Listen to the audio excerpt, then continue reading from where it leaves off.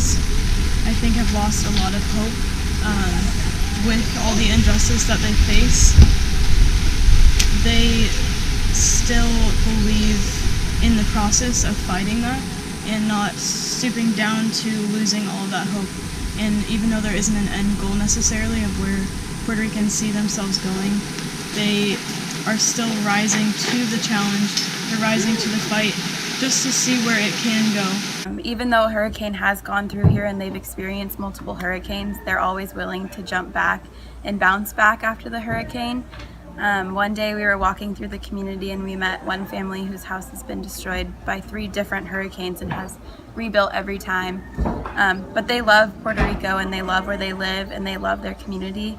And I think the slogan of them rising together and coming together is so present in this community. Everyone here has been so appreciative of our work and they have taught us so much, and we've really come together to rebuild these houses. And they really put all their heart and soul into their houses because it is a home and it is a place that they come home to and it's their safety spot. And not having that after a hurricane can be really difficult. But seeing the way the community members have all reached out and have all helped each other has really defined this whole slogan of rising back up no matter what happens. He said he lost everything in the hurricane. He lost all of his furniture. He said he spent 3 or 4 months sleeping on the floor, and he had to put, wow. And he has 3 sons that were sleeping somewhere else. I said I already experienced 3 or 4 storms here, but this was totally different, and I don't know how to swim, so I was still here and the water was coming up. Luckily a woman came down here and she grabbed me and saved me. Oh, there was a house right there made out of wood. And nothing remains of it. A whole house made out of wood. He said this was a destruction that I never imagined was possible. So the message is for the Puerto Rican people to not see this as a tragedy, what happened, but to help them, to help the other, to do everything possible to give their maximum so that we can get back to where we were. The people of Puerto Rico have a history of being strong and relentless when it comes down to natural disasters, politics, whatever the hardships may be. There's always protests and there's people that come together and fight for the greater good. They are outspoken because they want their points to get across and they want to be heard, and they have a lot to say. So when Puerto Ricans are listened to, everyone has something so beautiful to say and something that should be heard. Cuando vino esa frase, para nosotros significó voluntad, trabajo, porque